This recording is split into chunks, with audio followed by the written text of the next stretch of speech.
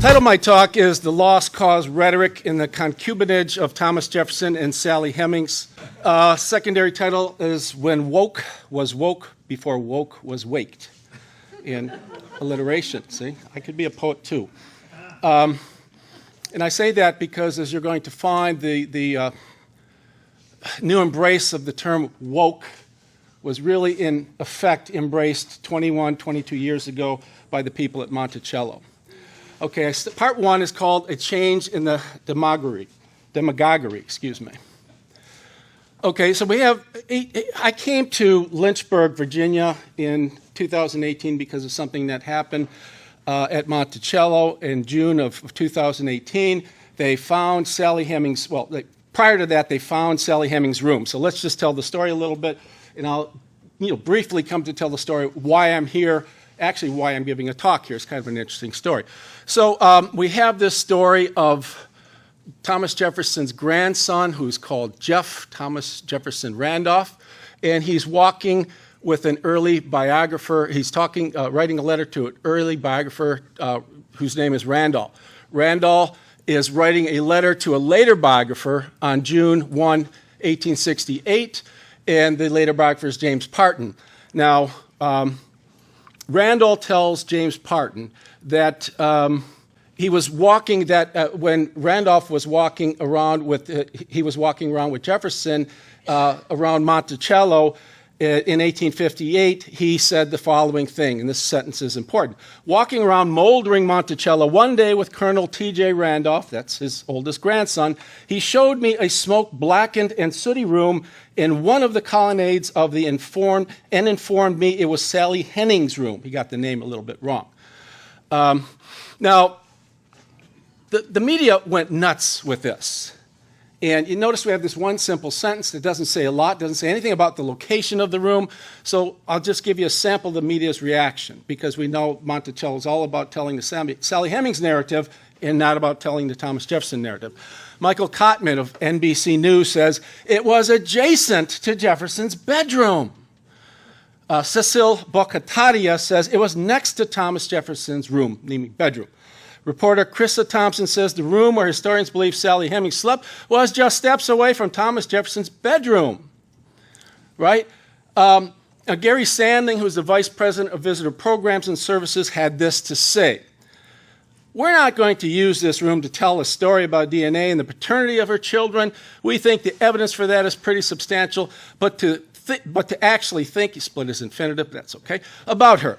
She was someone who had seen more of the world than the vast majority of a lot of free people even. So we're going to tell the story, not because we know Jefferson had her as his concubine, but because she saw a lot of the world. Not great of a motivation. Now here's some indication of the outline of Monticello. Somewhere right here in Thomas Jefferson's bedroom was over there. This is not right next to it, is it? Steps away, but this is how the media plays on these things to distort. And Sally probably would have lived with her sister, Critta. There's no mention of Critta anywhere in the discussion. And I'm going to get into the significance of this, so I just want to give you some picture of the layout. Now, Leslie Bowman, who loves me dearly, she is the president of the Thomas Jefferson Foundation.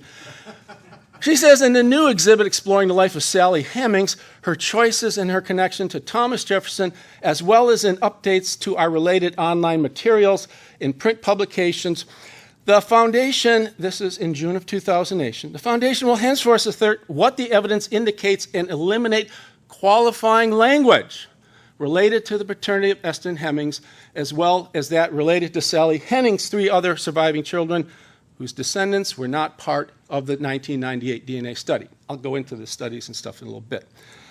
Okay, so we come up with 2 hypotheses.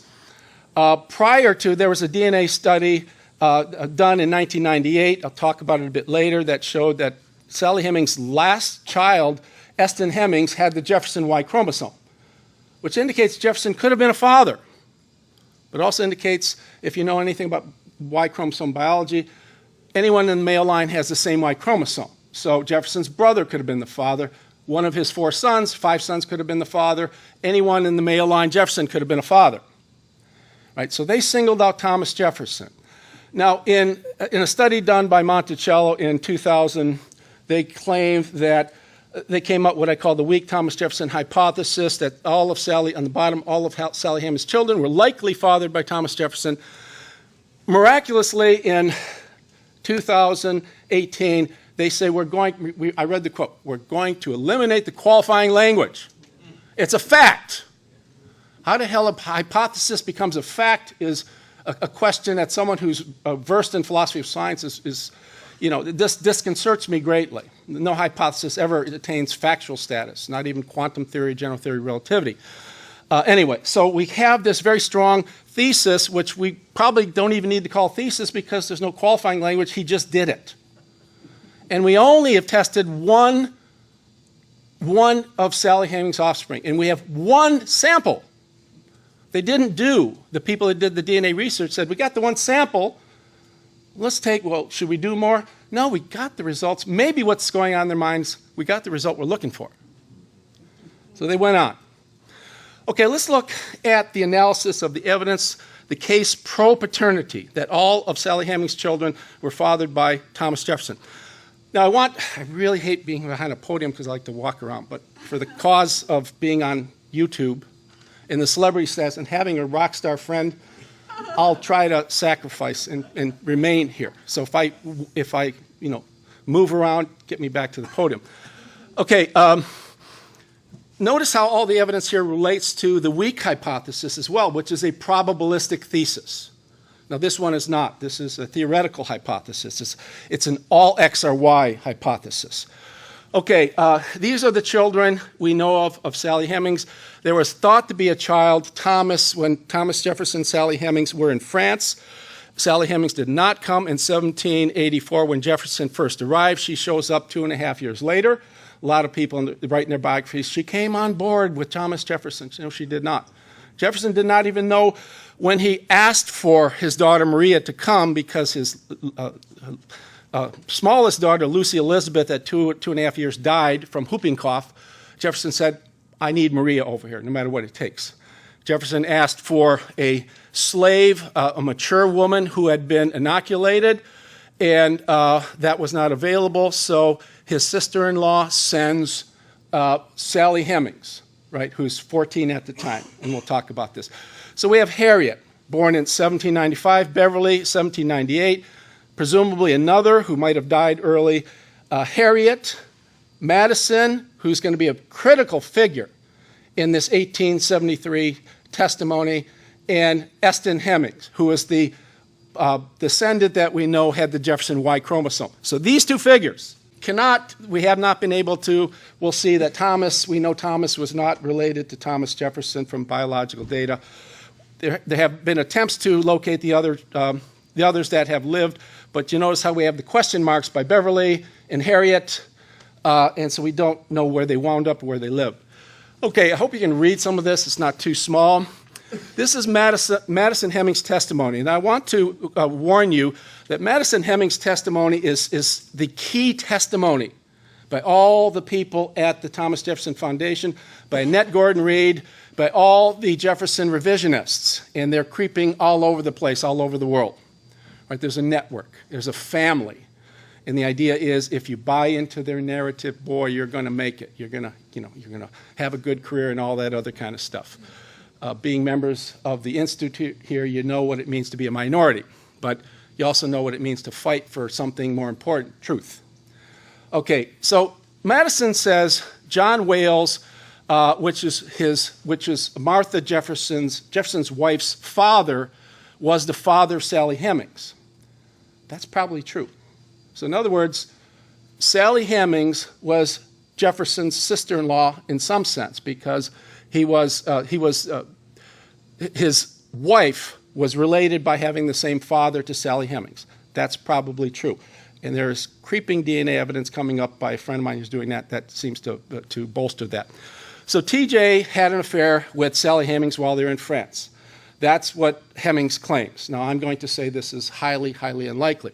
Sally Hemings was to remain in France because of the law said a slave can't be held in bondage in France. And Madison Hemings says, Sally Hemings, Thomas Jefferson begged her. He was so massively in love with her, he begged her, stay with me, I can't live without you. Remember, she was 14 to 16 at the time, and Thomas Jefferson was 30 years older. And we'll get to that. We'll get to what Abigail Adams had to say about Sally Hemings' maturity level. He says that Sally Hemings was pregnant in France, hence the first Thomas, right? That was the Thomas child, the missing Thomas child. We have no evidence that any child like that ever exists. Okay, I'm going to get down to number 6. Madison's his name. Dolly Madison begs Sally Hemings to be named Madison and promises her a fine present, right? Presumably when in Washington, D.C. When have you known, why would Dolly Madison beg a slave? Please take my child, and then, I'll give you a fine present. Dolly said, please name it after my husband. Why would there be, I'm not saying this is impossible, but it seems highly improbable of a woman of her status begging a slave to say, please take my name. Okay, Madison Hemings' education. He says, I induced the white children to teach me the letters and something more, and by picking up things here or there.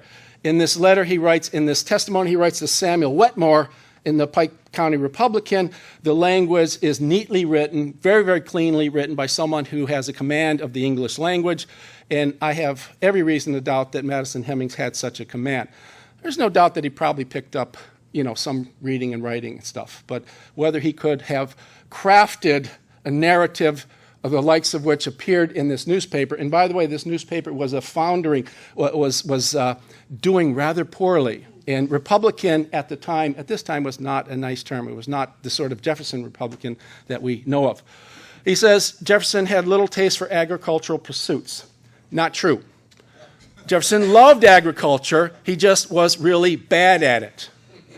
You cannot be a good farmer while you're sitting in Washington, D.C. and telling your overseers, do this and do that. And even his grandson came to admit, and Jefferson admitted his grandson, yeah, I'm really not a very good farmer, am I? He loved it, though.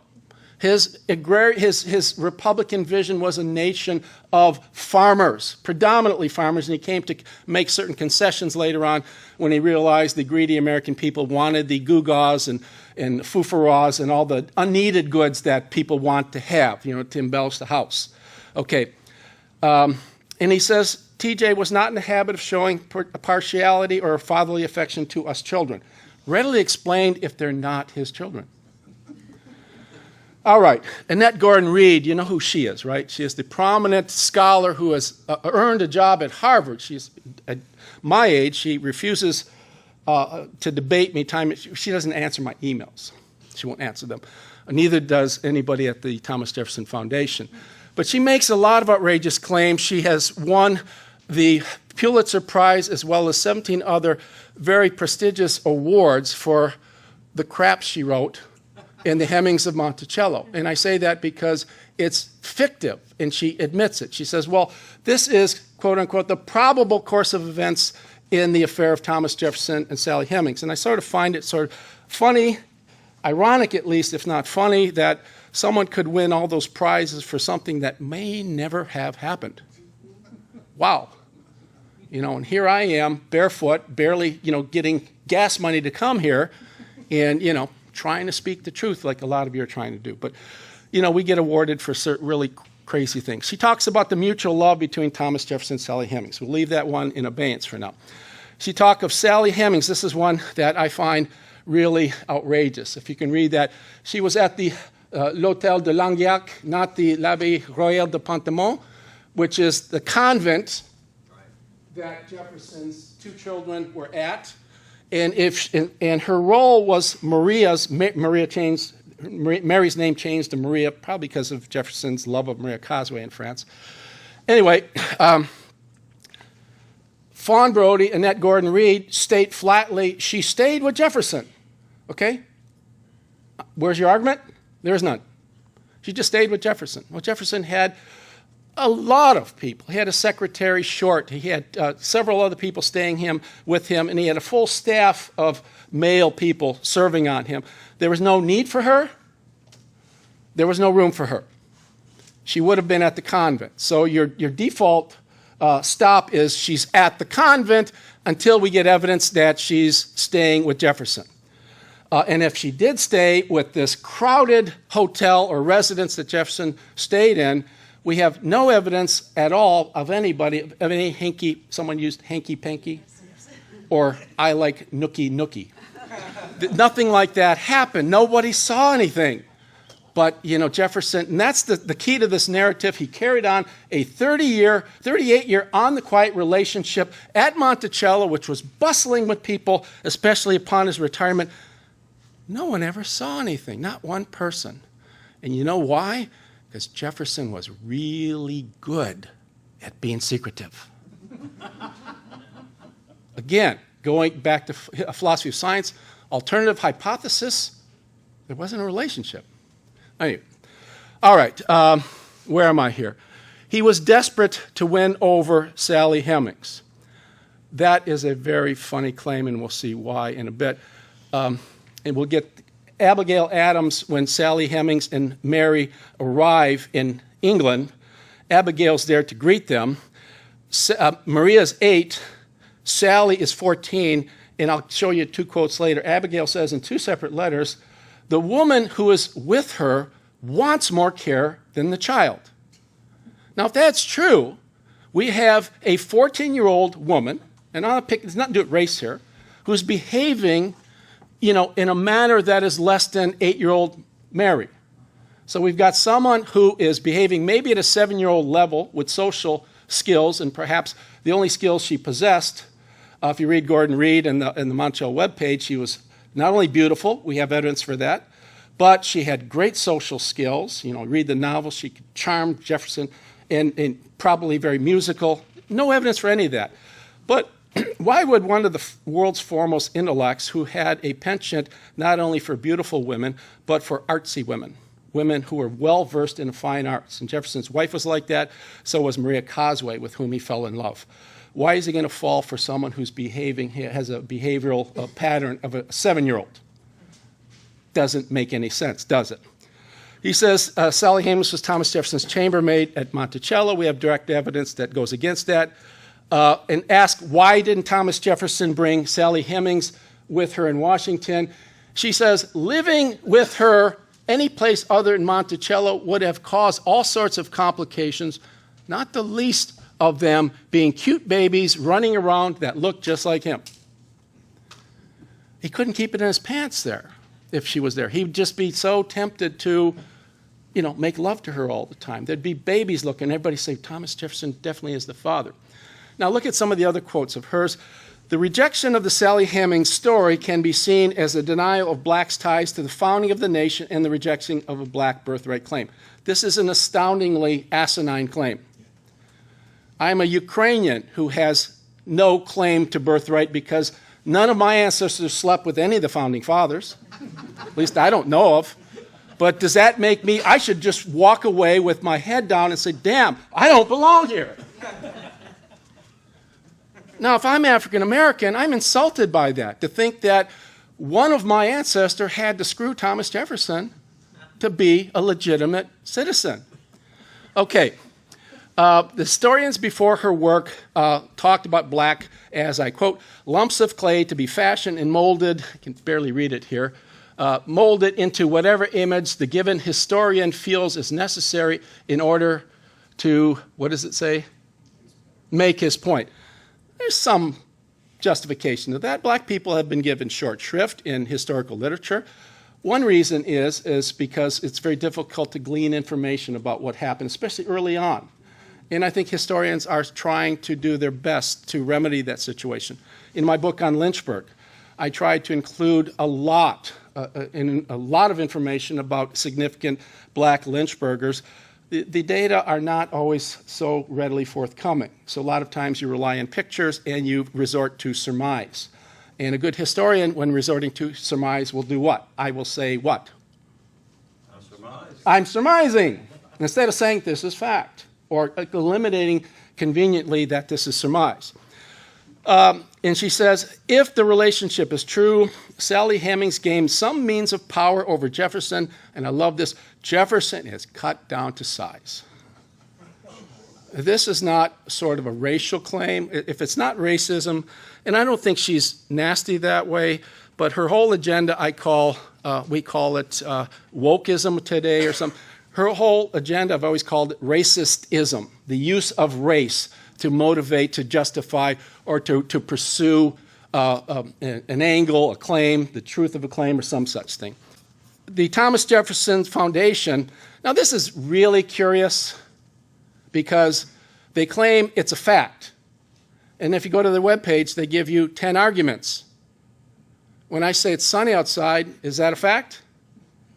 What do you do to justify it? Let's go back to Bill. What do you do when I say it's sunny outside to know that that statement's true? Right. Empirically verified. You look outside. And if I know something's a fact, do I need to argue for it? So the fact that they're arguing, they're giving independent arguments is cause for large, I like that word, large suspicion. Okay, one is Madison Hemings' testimony is veridical. That we'll see. There are a lot of ways to question that.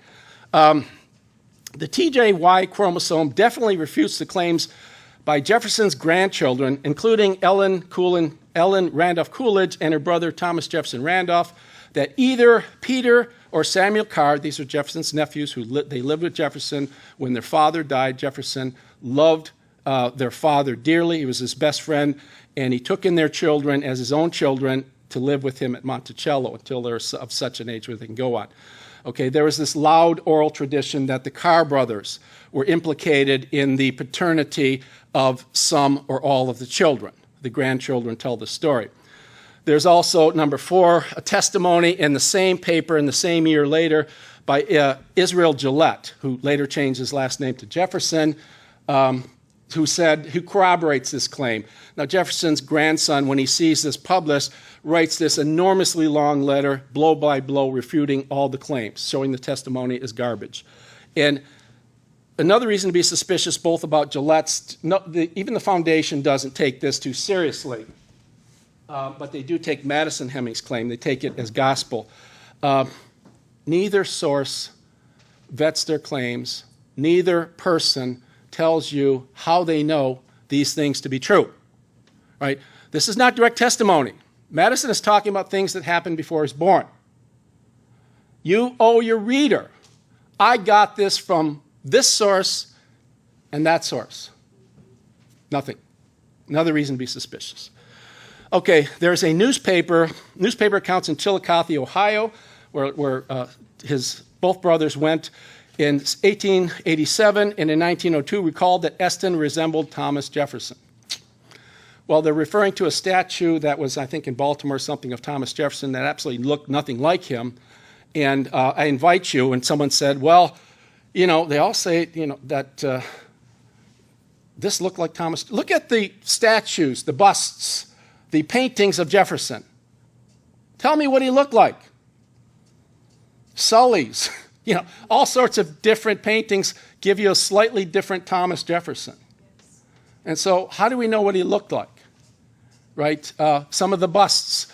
And, when you're doing portraiture, an artist surviving by painting portraits, if you want to survive, one of the things you do is you flatter your subject.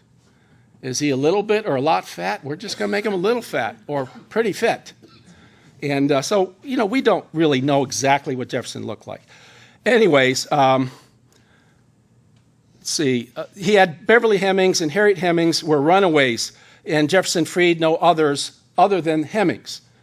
Well, if Sally Hemings' father was his wife's father, doesn't that make sense that they'd be given preferential treatment? That explains that pretty well. And Jefferson treated runaways.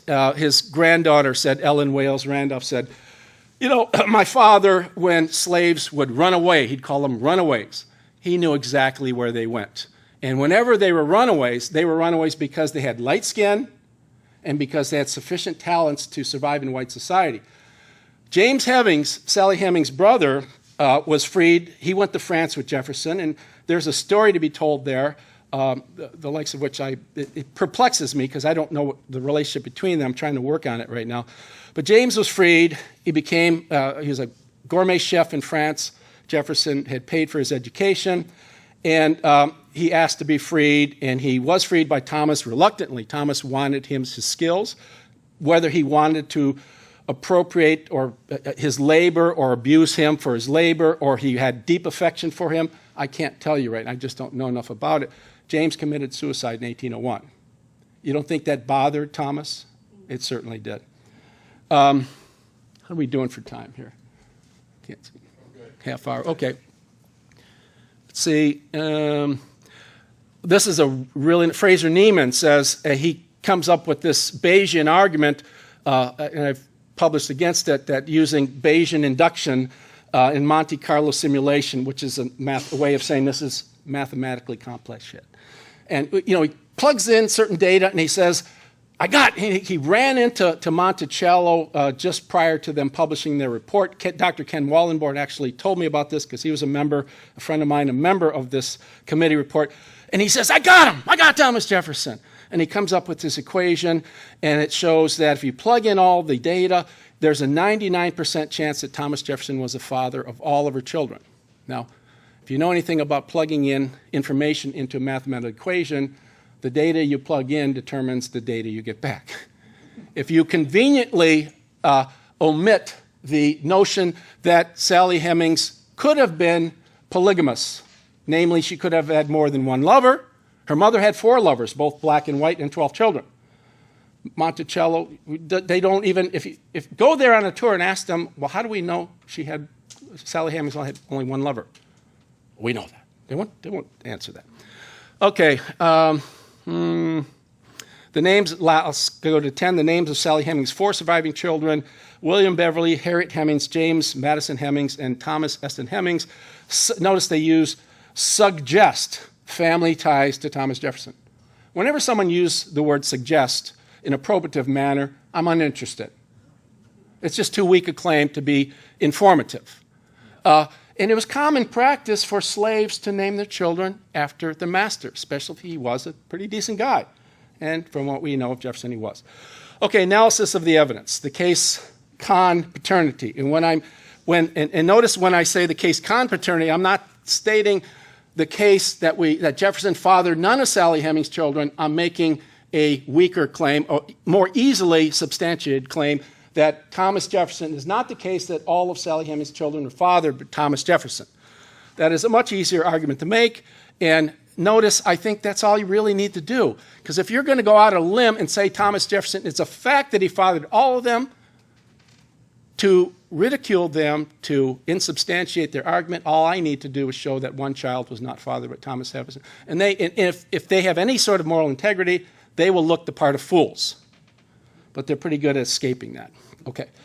And I want to state this at start. There are 4 bits, and I'm going to do this like a lot of other people. I think I can do that. 4 bits of direct testimony that challenge the pro-paternity case. They do not pay much attention to this at Monticello. Gordon Reed doesn't either.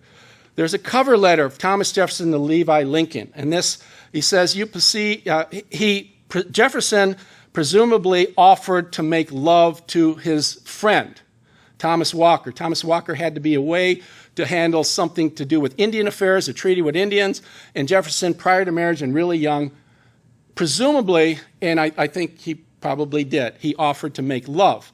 Now, I've written a lot about Thomas Jefferson's clumsiness with women. He really was inordinately clumsy. And that leaves open the door. And I think we just want the door open here, that she was complicit. Now, as a gentleman, Thomas Jefferson was a gentleman. He would never even allow any of that in any statement of the possibility of her complicity. Okay? But we as historians, if we want to be honest and open-minded, we have to leave that door open, until we can close it with evidence. He says, you will perceive that this is when the affair comes out, because her husband, who is not a Republican at the time and hates Thomas Jefferson, says, I plead guilty to one of the calumniators' charges that when young and single I offered love to a handsome lady. I acknowledge its incorrectness. Now, Annette Gordon-Reed adeptly gets around this by saying, I plead, that when young I offered love, he says, and I don't have the rest of the quote, he says, and that is the only one of their claims that I acknowledge as correct. I don't have the whole quote, I'm sorry. He says, that's the only one. And Gordon-Reed says, well, we can get around that because this concerns Betsy Walker, has nothing to do with Sally Hemings, so that is the only one, is not within the scope of the possibility of a relationship with Sally Hemings. I think that's really suspicious and shoddy. Edmund Bacon, who was the overseer, and some of you are familiar with this, he was at Monticello for a long time, and he's talking about Harriet. And Harriet was freed. He says, she was not Jefferson's daughter, she was blank's daughter. I know that. I have seen him come out of her mother's room many a morning when I went up to Monticello very early. Now, he's the overseer from 1806 to 1822. So he's presumably writing about events that occurred within that frame, and Monticello tries to get around that, but most of the kids were fathered prior to him being overseer. He could have been there anyway before that. Does it really matter? I mean, presumably, if he had the relationship with her and it continued to go on, it could conceivably that they were, this same person, and I think it was probably his brother, was seeing Sally Hemings prior to this time. The fact that he comes later and sees the same person leaving the room doesn't prove that he wasn't there earlier. So it's a very suspicious argument. And Robert Turner, a friend of mine from UVA, he's now retired from poli-sci, asked Dan Jordan of the Foundation about this, and he had someone else respond to it. And they used what I call the consilience argument. They refer to the irrefutable DNA evidence, which proves nothing, as I've shown, to the mountain of evidence, historical evidence on behalf of pro-paternity. And so when Turner asked him about that, and one of the people at Monticello said, yes, I acknowledge that this is a bit of a problem. They go back to the consilience argument. But one piece of datum, compared to the overwhelming amount of evidence from biology and history, and as we're going to see, there is no evidence from history, proves the case. So keep this consilience argument in mind. This is the third piece. Abigail Adams, and I spoke of this earlier, she says the girl who is with her is quite a child, and Captain Ramsey is of opinion will be of so little service that he had better carry her back with him.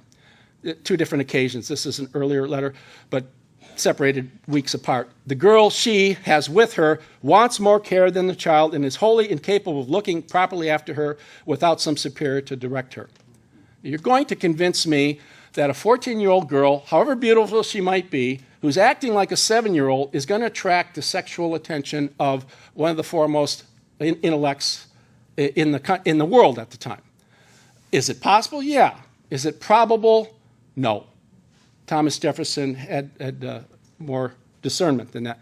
And Isaac Jefferson, slave, says, this is one that it needs to be paid more attention to, and Foundation just sweeps this under the rug. He's talking about his brother Randolph. He said, old Massa's brother, Mass Randolph, was a mighty simple man, used to come out among the black people, play the fiddle, and dance half the night, had much more sense than Isaac. So this puts Randolph, and Randolph presumably would look a lot like his brother. That doesn't always happen. But you notice as brothers grow older and sisters grow older, they start looking a lot alike. This puts him at the scene of the crime. We have no testimony, direct or indirect, that puts Jefferson right at Mulberry Row. So we do have evidence. They do not talk about this. They will not look at this. They're not interested in this because if they do, their case crumbles. Now we're getting into indirect testimony. And I don't know for the sake of time that I'm going to go through all this, but I just want to say that we have testimony by the grandchildren that implicates the brothers Carr, Peter Carr, and his brother Samuel. So here's one testimony where presumably Thomas Jefferson's grandson relates, years after it happened, that a newspaper article fell down and Jeff gives it to the brothers and shows it to them. And Samuel says to Peter, aren't you and I a couple of pretty fellows to bring this disgrace on poor uncle who has always fed us? We ought to be blank by blank. You fill it in. I don't know what the fill in is, but this is indirect. Can't be taken too seriously because it's indirect, but I'm throwing it out. Okay, then we have Ellen Randolph Coolidge, right? And this is important. It was his principle to allow such of his slaves as were sufficiently white to pass for white men to withdraw quietly from the plantation. It was called running away, but they were never reclaimed. Their whereabouts was perfectly known, but they were left to themselves, for they were white enough to pass for men, and I'll add they had sufficient skills to integrate. James Hemings, again, the slave, Jefferson let, and we do not know how black his skin color was. But he committed suicide. And if he was black enough in skin color, Thomas might have thought, why don't you release your slaves, Tom? Well, maybe that weighed upon him. Maybe James had sufficient blackness of his skin, and everywhere he went in free white society, he was considered a nigger. And maybe that weighed upon him, and maybe that contributed to suicide. We at least have to keep open the possibility that Thomas was aware of that, and he felt somehow responsible for that. That makes sense, I hope. Okay, this is important, the evidence pro and con. Here's the Thomas Jefferson hypothesis. Jefferson, and here's my metric here, I guess. Big W is very weak. W is weak. W/S is neither weak nor strong. S strong. Capital S is very strong. And, we can quibble. You can say, well, Holowcheck, maybe you're stacking the deck or you didn't quite get the labels right, but we can quibble on that and, talk about that later. Biological evidence. As we stated, I'm not going to go over this. All the biological evidence shows is that Jefferson is possibly the father of Eston. They did not test any of the other offspring. That alone should give you a question for why does the Thomas Jefferson Foundation consider all the children Jeffersons when there's no biological evidence for any of the other children? They're working on assumption that Sally Hemings was monogamous. She may have been. She may not have been. We can't just work that into the equation. Eyewitness testimony. This floors me. We have 4 bits of con testimony, direct testimony. And direct testimony is powerful. Not only, these do not exonerate Jefferson necessarily, but they shoot bullets in the pro-paternity case. Direct testimony, eyewitness testimony, 0. Nothing. And yet it's a fact. Why do you think I moved here? Being trained in logic, I'm pulling out my hair. So where's logic gone? Where's truth gone? They don't care. Non-eyewitness testimonies. We have, for the con, there's more than that. So, and we have the testimony of Madison Hemings. That's all I want to focus on, because whenever you talk to the Foundation and Gordon Reed, the testimony of Madison Hemings is unflappable, and yet it's indirect testimony. And I'm going to show you some quotes on that are sort of interesting. There's other evidence. Again, for space of time, I won't go into it.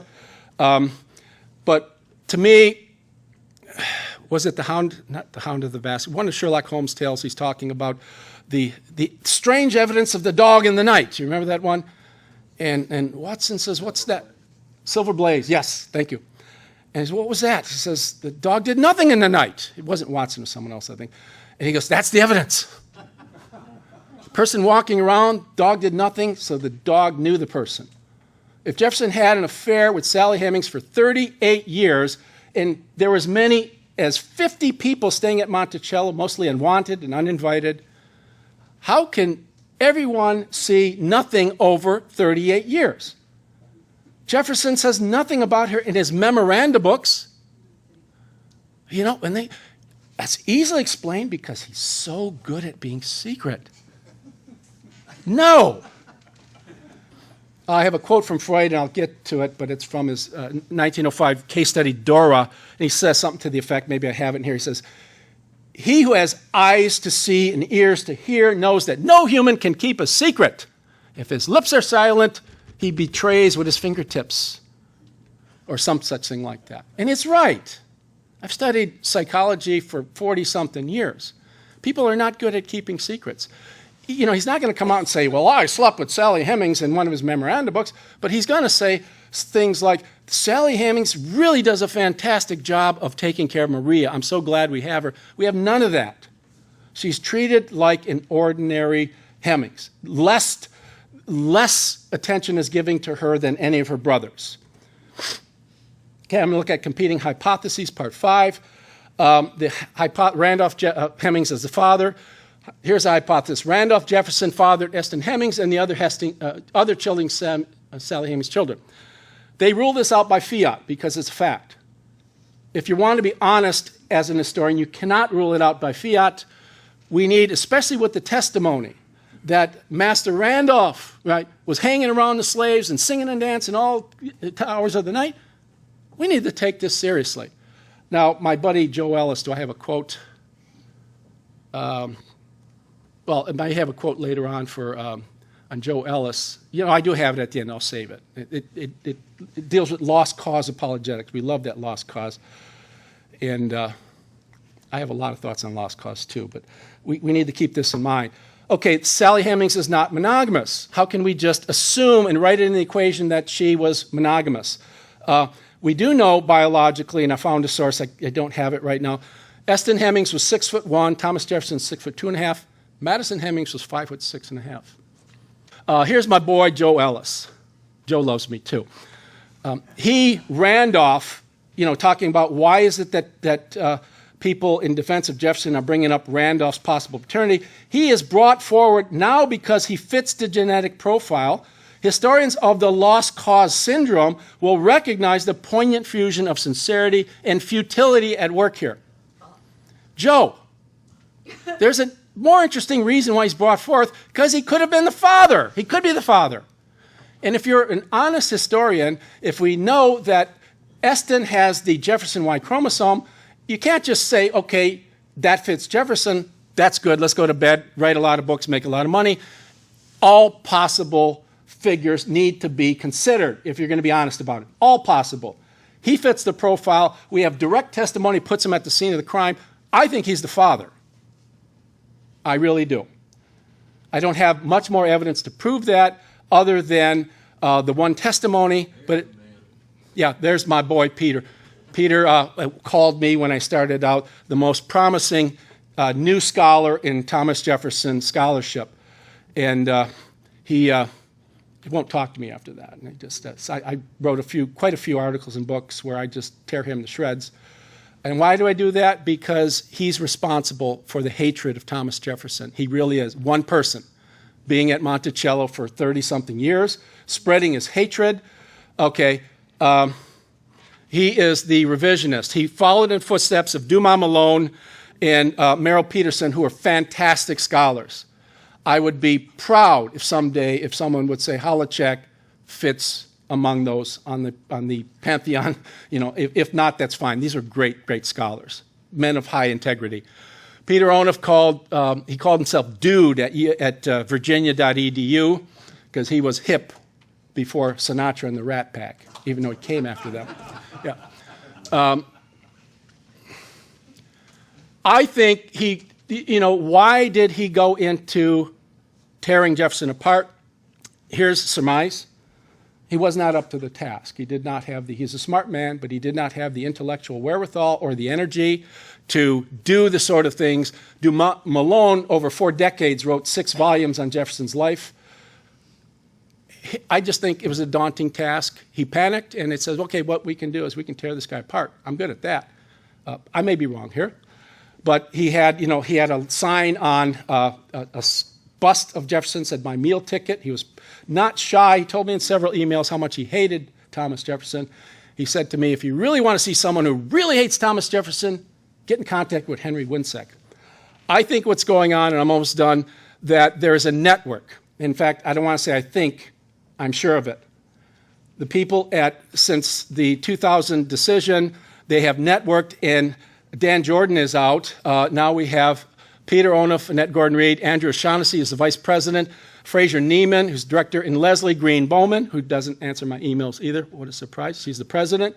She makes either $400,000 or $800,000 a year to destroy Jefferson. And they own University of Virginia Press. O'Shaughnessy, Onuf, and Gordon-Reed are the 3 editors for Jeffersonian Virginia. And I've submitted all of my books on Jefferson to UVA Press, only one of which was sent out to get reviewed. And the review said, Holowcheck goes into too much detail. It's too much so that our readers probably won't be interested. I always thought that the hallmark of good history is that you go into detail. Anyway, so what Onuf did, and this is another story into which I can't get, Onuf brought a new sort of postmodernist, revisionist historiography to Monticello, and in his book, The Mind of Thomas Jefferson, he actually says, we can't know Thomas Jefferson. It's a futile cause. The best we can do, I don't know if I have that, is construct possible Jeffersons. What is a possible Jefferson? You can do any damn thing you want, except make him out to be a nice guy. And why do I say that? Because if you look, you can't sanctify him. You can demonize. You can Mephistophelize him. That's cool. He can be an asshole, but he can't be a cool guy. Like Peter. Okay. I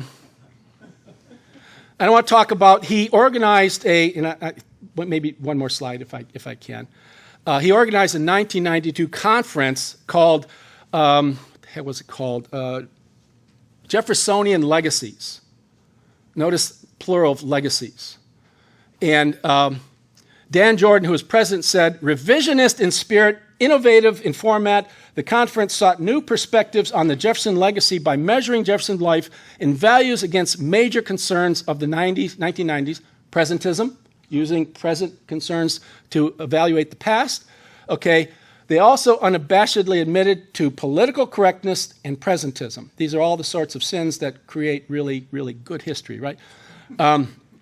Now, Onuf partnered with the Memorial Foundation president, Daniel Jordan.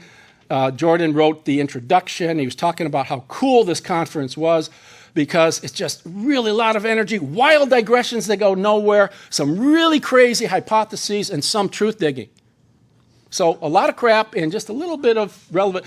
And Merrill Peterson, the foremost scholar of the world who lived in Charlottesville, was invited only to give the address as they were leaving. And he was, Onuf even said, all the world's best Jeffersonian scholars are not invited intentionally because we want new interpretations. So we're going to get people who don't know anything about Jefferson to talk about Jefferson so we can learn about Jefferson. Anyways, this is sort of scary. Something I talked about as possible Jefferson's. Gordon Reed, she knows she is writing garbage. She says, here's another concilious argument right here. Putting the DNA test together, that is, notice the 1, 2, and 3 I put in here. She's saying, put the DNA test together with the historical data, you get, this story is true. Okay, now that's a pretty strong claim.